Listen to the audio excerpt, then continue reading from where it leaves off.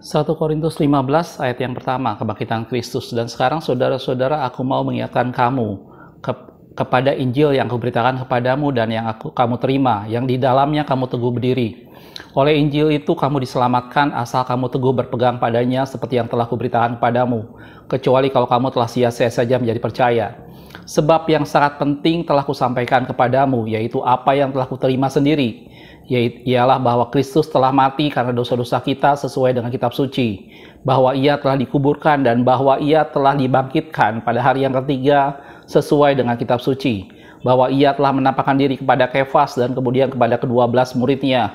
Sesudah itu ia menampakkan diri kepada lebih dari 500 saudara sekaligus. Kebanyakan dari mereka masih hidup sampai sekarang, tetapi beberapa di antaranya telah meninggal. Ayat yang ketujuh. Selanjutnya ia menampakkan diri kepada Yakobus, kemudian kepada semua rasul. Ayat yang ke-8. Dan yang paling akhir dari semuanya, ia menampakkan diri juga kepadaku sama seperti kepada anak yang lahir sebelum waktunya. Ayat 9. Dan aku adalah yang paling hina dari semua rasul, bahkan tidak layak disebut rasul, sebab aku telah menganiaya jemaat Allah. Shalom, selamat malam. Kita ketemu lagi di channel Pelita Kakiku, karena firman adalah pelita bagi kakiku dan terang bagi jalanku. Video ini saya akan melanjutkan tentang apa yang saya sampaikan kemarin mengenai darah perjanjian.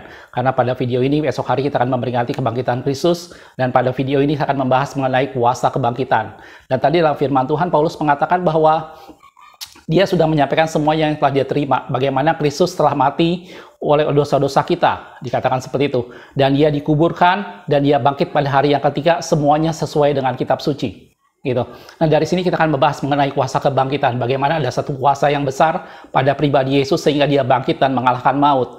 Yesus Allah yang kita sembah bukan Allah yang mati. Betul, dia datang ke dunia dan dia mati menyerahkan darahnya buat kita semua. Itu menjadi darah perjanjian yang sudah saya bahas sebelumnya. Tetapi cerita tidak sampai di sana. Kristus Allah yang kita sembah, Yesus Allah yang kita sembah adalah Yesus yang bangkit. Adalah Allah yang bangkit dan mengalahkan kematian. Gitu. Dan itu semua sudah tertulis dalam kitab suci. Itu bukan sesuatu yang terjadi secara mendadak. Semua yang terjadi pada Yesus semuanya sudah dinubuatkan. Begitu juga dengan kebangkitannya. Dan tadi Paulus bilang yang utama telah kusampaikan kepadamu. Dia bilang yaitu bahwa Kristus telah mati, dia dikuburkan dan dia bangkit pada hari yang ketiga. Gitu. Kalau kita perhatikan dalam Lukas 9 ayat 22, pada waktu itu Yesus sudah menyampaikan terlebih dahulu tentang kematiannya. Ingat dalam firman Tuhan yang kemarin saya sampaikan bahwa di mana ada surat wasiat, di situ diberitahukan kematian pembuat surat wasiat itu. Dan Yesus sudah memberitahukan terlebih dahulu kepada murid-muridnya bahwa dia akan mati dan bangkit pada hari yang ketiga. Kita lihat dalam Lukas 9 ayat 22 dikatakan seperti ini. Dan Yesus berkata, anak manusia harus menanggung banyak penderitaan dan ditolak oleh tua-tua, imam-imam kepala dan ahli-ahli Taurat, lalu dibunuh dan dibangkitkan pada hari yang ketiga. Yesus tahu persis bahwa tugasnya adalah datang ke dunia, dia mati menyerahkan darahnya, semata-mata dia lakukan semuanya dengan kasih.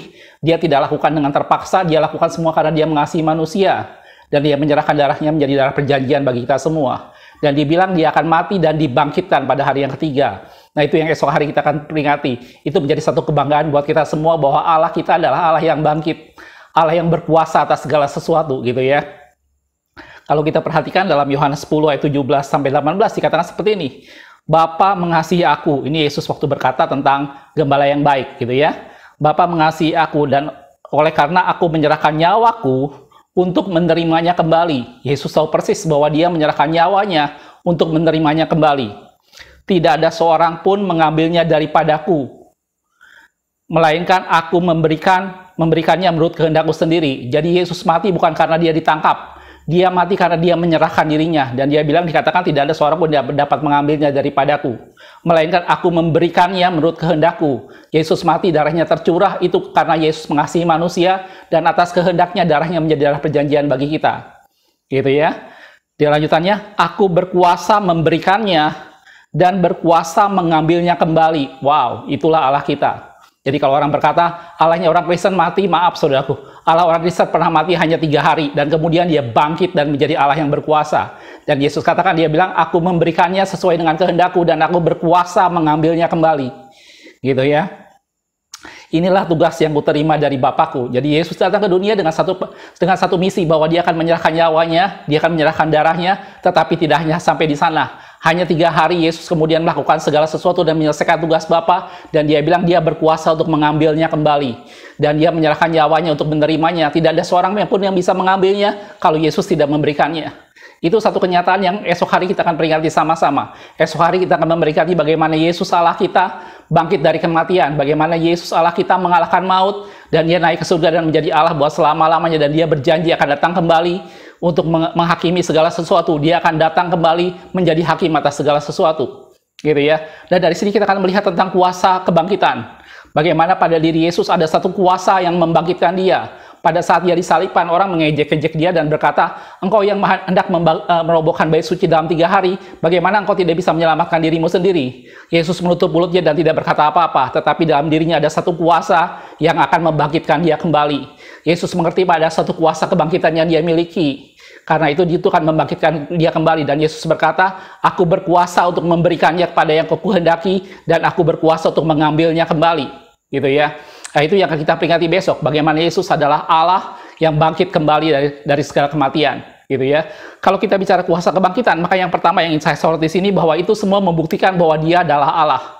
Gitu. Sepanjang sejarah umat manusia tidak ada satu pribadi pun yang bangkit dari kematian. Mungkin kita berpikir, oh ada Henok. Henok diubahkan Tuhan, bergaul dengan Tuhan, kemudian tiba-tiba dia hilang. Dia tidak tahu apa itu namanya kematian. Henok tidak mengalami kematian sama seperti Elisa. Dia diubahkan Tuhan dan kemudian dia naik ke surga. Dia tidak mengalami yang namanya kematian. Itu beda dengan yang dialami Yesus. Yesus tahu persis apa itu kematian. Dan dia masuk ke dalam lembah maut, dia menghadapi maut, dia mengalahkan maut, dan dia bangkit kembali untuk menunjukkan bahwa dia adalah Allah. Kalau kita mungkin berkata, oh Musa itu di dalam firman Tuhan memang dikatakan, Musa mati dan malaikat Tuhan menyembunyikan kuburnya. Tidak dibilang dalam firman Tuhan kapan Musa dibangkitkan, kita tidak mengenal hal itu. Gitu ya. Dan semua tokoh-tokoh dalam Alkitab semua tidak ada yang dibangkitkan. Kebangkitan itu hanya ada pada Yesus. Yesus itulah yang memiliki kuasa kebangkitan itu. Dan dia bilang, aku berkuasa untuk mengambilnya kembali karena dia adalah Allah. Gitu. Kalau kita bicara soal kuasa kebangkitan, itu adalah satu kenyataan bahwa Yesus itu adalah Allah. Gitu ya. Kita akan lihat satu ayat dalam Roma 1 ayat yang keempat, dikatakan seperti ini. Dan menurut roh kekudusan yang dinyatakan oleh kebangkitannya dari antara orang mati, bahwa ia adalah anak Allah yang berkuasa, Yesus Kristus Tuhan kita. Jadi Yesus Kristus Tuhan kita adalah anak Allah yang berkuasa, itu dinyatakan oleh kebangkitannya dari antara orang mati. Jadi yang pertama, kebangkitan Yesus dari antara orang mati menyatakan bahwa dia adalah Allah. Itu menggenapi, membuktikan sepenuhnya bahwa Kristus adalah Allah yang tidak kalah dengan kematian. Gitu. Dalam Yohanes 11 ayat 25 dikatakan, jawab Yesus, akulah kebangkitan dan hidup. Yesus dengan jelas-jelas bilang, aku pribadi, aku adalah kebangkitan dan hidup. Barang siapa percaya kepadaku, ia akan hidup walaupun ia sudah mati. Gitu. Jadi itu semua menunjukkan bahwa di dalam Yesus itulah kita melihat bahwa ada kebangkitan, karena Yesus yang memiliki kuasa kebangkitan. Yesus berkata, aku berkuasa memberikannya dan aku berkuasa mengambilnya kembali. Itulah kuasa kebangkitan, karena dia adalah Allah sendiri. Gitu ya. Dalam Kisah Rasul 2 ayat 31 dikatakan seperti ini. Karena itu ia telah berbicara ke depan dan karena itu ia telah melihat ke depan dan telah berbicara tentang kebangkitan Mesias. Ketika ia mengatakan bahwa dia tidak ditinggalkan di dalam dunia orang mati. Pada saat dia berkatakan dia tidak ditinggalkan dalam dunia orang mati, dia bilang itu berbicara tentang kebangkitan Mesias. Dan bahwa dagingnya tidak mengalami kebinasaan. Itu semua menunjukkan bahwa Kristus adalah Mesias. Itu semua membuktikan bahwa Kristus adalah anak Allah. Kebangkitan Kristus merupakan satu bukti bahwa dia adalah Allah yang berkuasa. Dia adalah seorang Mesias, dia adalah anak Allah yang hidup. Gitu ya. Itulah kuasa kebangkitan yang ada padanya. Dan itu yang akan kita peringati besok. Itu yang kita peringati bahwa Yesus, dia menjadi manusia. Dia meninggalkan kealahannya. Tetapi dia untuk menerimanya kembali. Dia mati menebus kita bukan karena dia lemah. Dia mati menebus kita bukan karena menjadi sesuatu di mana dia kalah dengan maut, tidak. Karena dia bangkit pada hari yang ketiga dan kuasa kebangkitan ada padanya. Dan itu menunjukkan bahwa dia adalah Allah. Yesus yang kita sembah adalah Allah yang berkuasa atas segala sesuatu. Dan pada dirinya ada kebangkitan. Gitu. Aku adalah kebangkitan dan hidup. Barang siapa percaya kepadaku, dia akan hidup walaupun dia telah mati. Nanti saya akan jelaskan. Apa bedanya kebangkitan Yesus dengan kebangkitan orang yang tidak percaya. Nanti saya akan jelaskan yang kedua. Dan yang kedua dalam firman Tuhan dikatakan setelah yang pertama itu membuktikan bahwa dia Allah. Yang kedua itu membuktikan bahwa kuasa kebangkitan menunjukkan bahwa Kristus sudah mengalahkan maut. Gitu ya. Kalau Anda perhatikan dalam Roma 6 ayat yang ke-9 dikatakan seperti ini. Karena kita tahu bahwa Kristus sesudah ia bangkit dari antara orang mati, tidak mati lagi. Kristus hanya mati satu kali. Ingat saudaraku, Yesus yang kita sembah hanya mati satu kali menanggung dosa kita. Dan dia berjanji akan datang kembali bukan untuk menanggung dosa, tetapi membawa anugerah keselamatan dan menjadi hakim atas segala sesuatu. Dia tidak mati lagi, dikatakan seperti itu. Maut tidak berkuasa lagi atas dia. Yesus sudah mengalahkan maut. Maut tidak berkuasa lagi atas dia. Dalam 1 Korintus 15 ayat 55 sampai 57 dikatakan, "Hai maut, di manakah kemenanganmu?" Maut sudah tidak punya kemenangannya lagi, dan firman Tuhan katakan, "Hai maut, di mana kemenanganmu? Hai maut, di manakah sengatmu?" Tidak ada lagi sengat maut, karena dia bilang sengat maut ialah dosa, dan dosa sudah dibayar oleh darah Yesus. Sehingga maut tidak punya sengatnya lagi. Dan kuasa dosa ialah hukum Taurat. Tetapi syukur kepada Allah yang telah memberikan kita kemenangan oleh Yesus Kristus Tuhan kita. Maut tidak punya kuasa, maut tidak punya sengat lagi. Gitu. Dan maut tidak bisa berkuasa lagi atas Kristus. Dalam 1 Korintus 15 ayat 26 di bawahnya. Musuh yang terakhir yang dibinasakan ialah maut. Kematian Kristus menunjukkan bahwa Allah mengalahkan maut. Yang pertama membuktikan bahwa dia adalah Allah itu sendiri. Dia adalah Mesias itu sendiri, karena itu dia bangkit dari maut. Dan yang kedua, dia mengalahkan maut. Kebangkitannya menjadi bukti bahwa maut tidak punya sengat. Kebangkitannya menjadi bukti bahwa Kristus telah mengalahkan maut. Dan maut tidak punya sengat lagi. Dan maut tidak berkuasa apa-apa. Kalau kita perhatikan dalam kitab Wahyu, pada waktu Yesus menampakkan diri pertama kali kepada Yohanes di Pulau Patmos, sebelum Yohanes menulis semua tentang kitab Wahyu, yang pertama Yesus menunjukkan dirinya kepada Yohanes dengan satu kenyataan bahwa dia adalah pribadi yang memegang kunci kerajaan maut. Kita lihat dalam Wahyu 1 ayat 17 sampai 18 dikatakan seperti ini. Ketika aku melihat dia, ketika Yohanes melihat Yesus, tersungkurlah aku di depan kakinya sama seperti orang mati. Tetapi ia meletakkan tangan kanannya di atasku lalu berkata, "Jangan takut." Yesus berkata seperti itu. "Aku adalah yang awal dan yang akhir, Alfa dan Omega. Segala sesuatu dari dia." Gitu ya. Segala sesuatu diciptakan oleh dia, dan tanpa dia tidak ada segala sesuatu. Aku adalah yang awal dan yang akhir. Dan yang hidup. Lanjutannya, "Aku telah mati." Betul, Kristus telah mati. Betul, Yesus Allah kita telah mati. Tapi bukan cuma sampai di sana. Dia mati tapi kemudian dia bangkit. Lanjutannya, "Namun lihatlah, aku hidup sampai selama-lamanya." Lanjutannya yang penting, "Dan aku memegang segala kunci maut dan kerajaan maut." Gitu. Kematian adalah sesuatu yang mengerikan. Maut adalah sesuatu yang menakutkan bagi manusia. Dan itu dikalahkan oleh Yesus. Dan Yesus mengalahkan maut. Dan padanya ada segala kunci kerajaan maut. Dikatakan seperti itu. Maut, di manakah sengatmu? Sengatmu tidak ada lagi. Maut tidak bisa berkuasa atas dia. Karena yang pertama, kuasa kebangkitan adalah bukti bahwa dia adalah Tuhan dan Allah. Dan yang kedua, kuasa kebangkitan membuat Kristus mengalahkan maut bagi kita semua.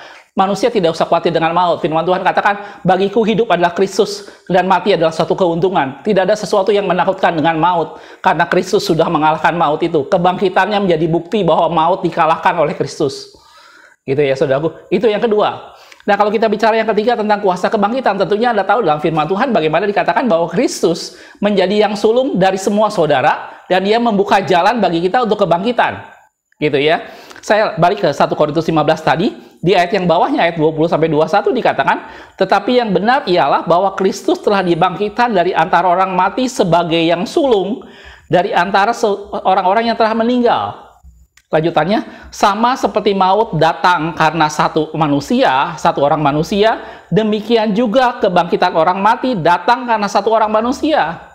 Sama seperti kita jatuh ke dalam dosa gara-gara pelanggaran Adam, demikian juga kita beroleh kebangkitan, kita beroleh hidup, karena Yesus yang sudah bangkit terlebih dahulu. Dia membuka jalan buat kebangkitan. Ini yang ketiga tentang kuasa kebangkitan. Yang pertama, kuasa kebangkitan membuktikan bahwa dia adalah Allah yang berkuasa. Dia adalah Mesias, anak Allah yang hidup. Dan yang kedua, kuasa kebangkitan membuktikan bahwa Yesus sudah mengalahkan maut. Maut, di manakah sengatmu? Maut tidak bisa berkuasa lagi. Dan itu menjadi musuh yang terakhir yang dikalahkannya. Dan yang ketiga, kuasa kebangkitan berbicara bagaimana Yesus membuka jalan untuk kebangkitan buat kita semua. Gitu ya. Kalau kita perhatikan dalam Kolose 1 ayat 18 dikatakan seperti ini. Ialah kepala tubuh. Kristus adalah kepala tubuh, yaitu jemaat. Tubuhnya adalah jemaatnya. Ialah yang sulung. Yang pertama bangkit dari antara orang mati sehingga ia lebih utama dari segala sesuatu. Gitu. Jadi itu kebangkitan Kristus membuka jalan bagi kita semua untuk pada suatu kebangkitan. Mungkin kita berpikir kenapa kita harus Yesus harus buka jalan untuk kebangkitan? Toh semua orang yang mati pasti akan bangkit.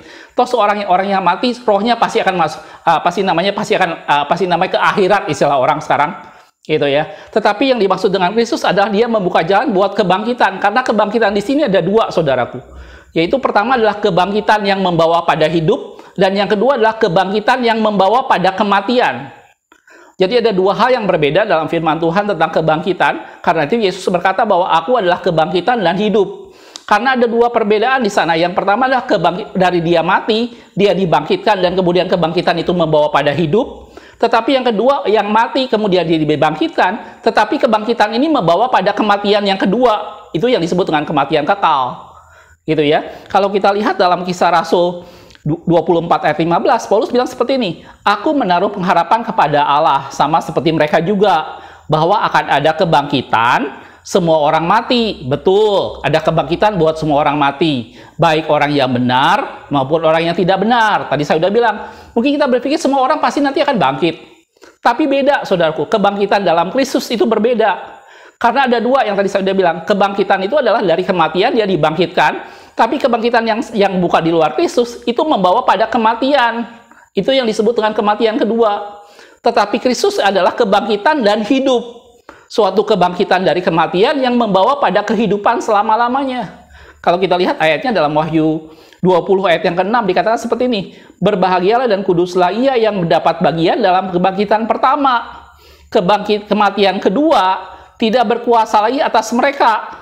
Tetapi mereka menjadi imam-imam Allah dan Kristus, dan mereka memerintah sebagai raja bersama-sama dengan dia 1000 tahun lamanya. Jadi kebangkitan yang pertama itu mengakibatkan dia tidak mengalami kematian yang kedua.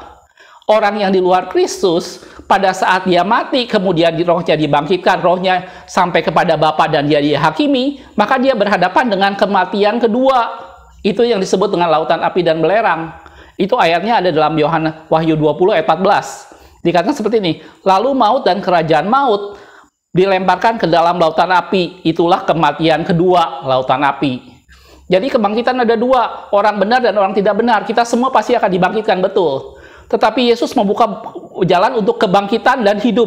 Karena dia adalah kebangkitan dan hidup. Kalau orang yang tidak benar pada saat dia dibangkitkan dari kematiannya, maka dia berhadapan dengan pengadilan yang membawa dia pada kematian yang kedua. Tetapi di dalam Kristus, kalau kita mati, maka kita akan dibangkitkan, dan kebangkitan yang pertama itu membawa pada hidup. Gitu ya. Karena itu Yesus berkata, aku adalah kebangkitan dan hidup. Barang siapa percaya kepadaku, dia akan hidup walaupun dia telah mati. Karena kebangkitan dalam Yesus adalah kebangkitan yang membawa pada kehidupan. Kebangkitan di luar Kristus adalah kebangkitan yang membawa pada kematian. Itu yang disebut dengan kematian kedua. Jelas, saudaraku?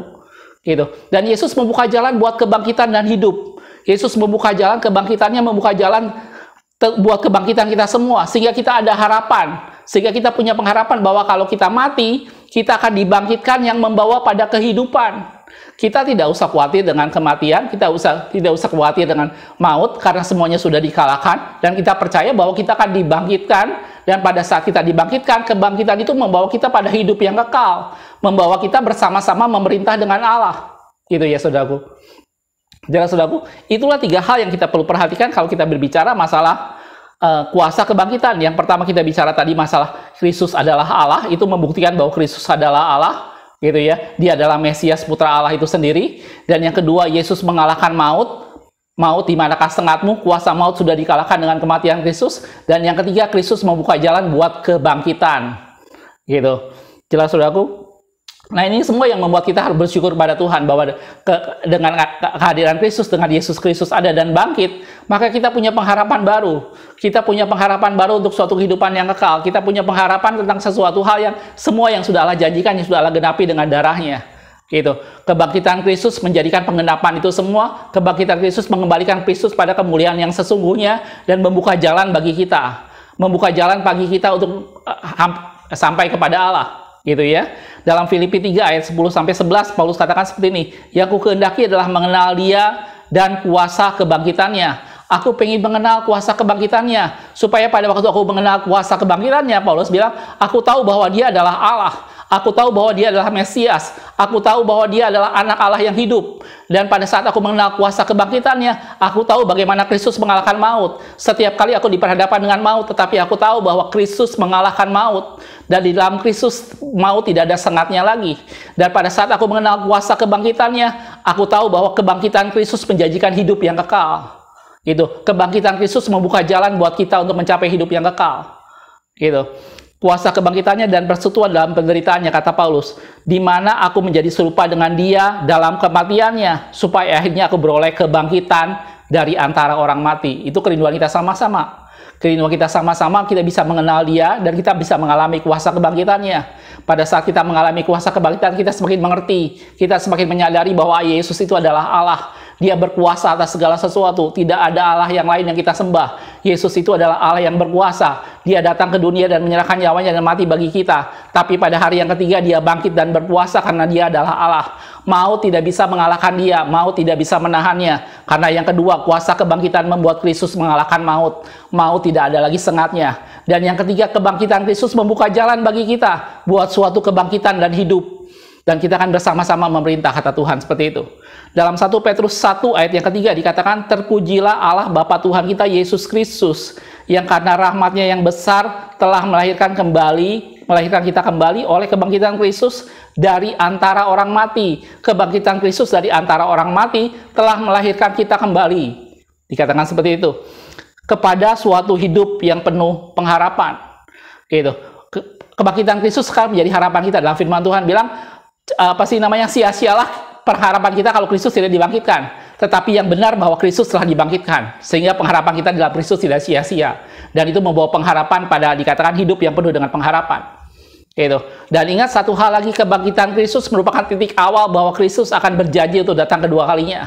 Kebangkitan Kristus merupakan titik awal bahwa Allah di surga menjadi pengantara kita. Dia berdoa bagi kita kepada Bapa dan dia berjanji akan datang kembali. Karena Kristus bangkit dan naik ke surga, maka Kristus yang sama akan datang kembali dan menjemput kita. Itulah pengharapan kita. Itulah titik awal bagaimana Kristus akan datang karena dia telah bangkit terlebih dahulu.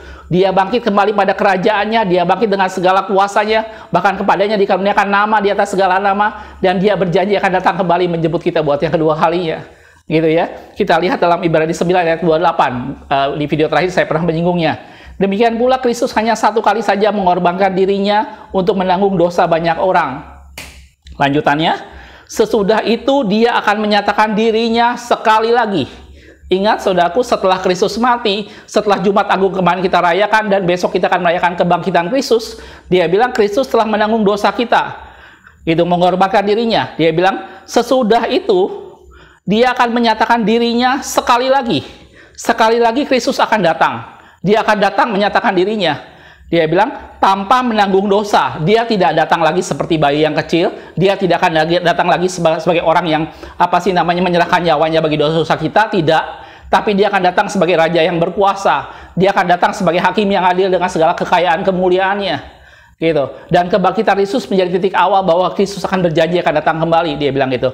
Sesudah itu dia akan menyatakan dirinya sekali lagi tanpa menanggung dosa untuk menganugerahkan keselamatan kepada mereka yang menanti-nantikan dia. Jelas saudaraku, ini kerinduan kita sama-sama. Kerinduan kita sama-sama adalah kuasa kebangkitan yang membuat Kristus bangkit. Itu yang ada pada setiap kita. Itu yang membuat kita tahu bahwa Kristus adalah Allah. Itu yang membuat kita tahu bahwa Kristus sudah mengalahkan maut. Itu yang membuat kita tahu bahwa ada kebangkitan di dalam Kristus. Kristus membuka jalan bagi kebangkitan. Dan satu hal yang kita perlu tahu bahwa kebangkitan Kristus merupakan harapan bagi kita. Sebagaimana dia telah bangkit ke sorga, dengan cara yang sama dia akan datang kembali menjemput kita. Dan itu yang kita nantikan sama-sama. Dia mati satu kali buat selama-lamanya dan setelah itu dia akan menyatakan diri satu kali lagi. Untuk menjemput kita, untuk memberikan penghargaan, memberikan keselamatan bagi setiap kita yang menantikan dia. Berbahagialah Anda yang tetap setia, berbahagialah Anda yang tetap menanti-nantikan Tuhan, berbahagialah kita yang tetap ada dalam hadirat Tuhan, berbahagialah kita yang menghargai darah perjanjian yang dicurahkan bagi kita, berbahagia kita yang tahu bahwa Kristus adalah Allah yang berkuasa, dan Allah yang telah bangkit dari kematian, dan maut telah kalah oleh Kristus, dan dia berjanji akan datang kembali. Gitu. Mari nantikan kedatangan Tuhan dengan hidup benar di hadapan Tuhan. Nantikan kedatangannya dan dia berjanji akan datang menjemput kita. Itu, dan membawa mahkota kemuliaan bagi setiap kita yang menanti-nantikan Dia. Tetap bertekun di dalam Kristus, tetap bertahan di dalam Kristus, dan lihat pengharapan baru yang Kristus sediakan. Di dalam Kristus, di dalam kebangkitannya, ada satu kuasa yang memberikan pengharapan baru, memberikan kehidupan baru di mana kita bisa menjalaninya dan penuh harapan. Gitu. Jalani bersama dengan Kristus, selamat merayakan Paskah esok hari. Semoga kita semua semakin mengasihi Tuhan. Makasih sudah menonton, kita ketemu di video berikutnya. Firman Tuhan katakan, barang siapa memperhatikan perintah-perintahku, maka sukacitanya akan seperti sungai yang tidak pernah kering, dan kebahagiaannya akan seperti gelombang laut yang tidak pernah berhenti. Tuhan Yesus memberkati.